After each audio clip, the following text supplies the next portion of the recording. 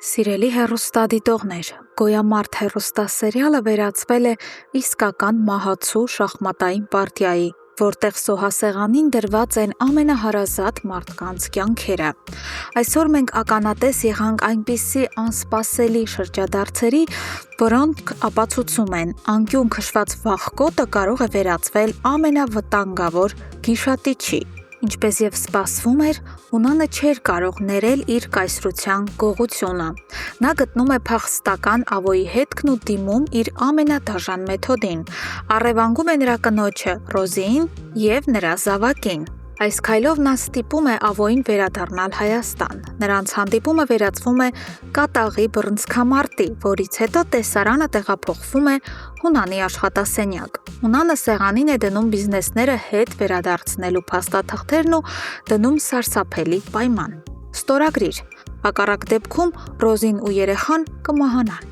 Բայց այստեղ տեղի է ունենում աներևակայելին։ Հունանը վստահ էր, որ վախկոտ Ավոն սարսափից անմիջապես կստորագրի ամեն ինչ,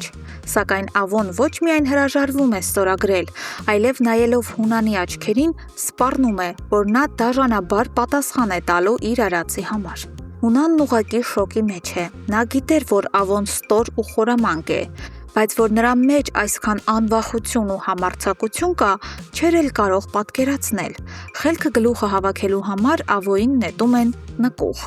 Սակայն Ավոյի մտքի ճկոնությունն ու ստորությունը սահմաններ չունեն։ Երբ Հունանի մարդկանցից Արամը տեղափոխում է Ավոյին անհայտ ուղղությամբ, Ավոյին անհավանական կերպով հաջողվում է փախչել, և նա կատարում է իր կյանքի ամենացինիկ ու անսպասելի քայլը։ Ավոն ուղիղ գնում է հիվանդանոց, որտեղ սթրեսից պառկած է իր իսկ կողմից դավաճանված և խաբված կինը Էռնան։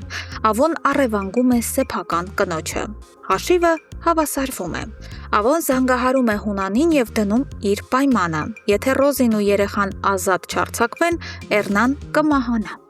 Հունանը հերթական անգամ հայտնվում է կատարյալ շոկի մեջ, չկարողանալով հավատալ Ավոյի այս հրեշավոր հնարամտությանը։ Իսկ խեղճ Էռնան, ով վերջերս փորձում էր ինքնասպան լինել այս մարդու պատճառով, ապրում է վերջնական, անդառնալի հիասթափություն, տեսնելով, որ ամուսինն իրեն որպես իր ու պատանդ է օգտագործում։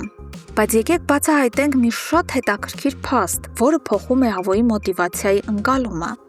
Իրականում Ավոն Հունանի բիզնեսներից ստացված այդ ահռելի գումարն ուզում է օգտագործել ոչ թե պարզապես վայելքների համար, այլ նրա գլխավոր նպատակն է տուն գնել և այն ձևակերպել իր հոր՝ Դավիթ պապիկի անունով։ Սա Ավոյի յուրօրինակ փեղաթյուրված փորձն է քավելու իր մեղքերն ու ապացուցելու հորը, որ ինքն էլ ինչ-որ բանի արժանի է։ Իսկ մինչ մեծերը պատերազմում են, երիտասարդների կյանքում ևս պատրանքները փշրվում են։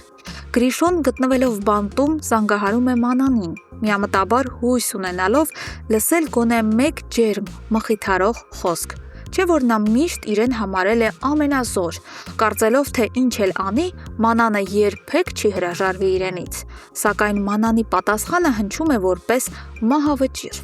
Աղջիկը սառնասրտորեն հայտարարում է, որ ողջ հոգով ատում է նրան և մեծ հաճույքով անձամբ կսպաներ նրան։ Գրիշոն քարանում է, վերջապես գիտակցելով, որ իր արարքներով ընդմիշտ սպանել է Մանանի սերը։ Սիրելի հեռուստադիտողներ,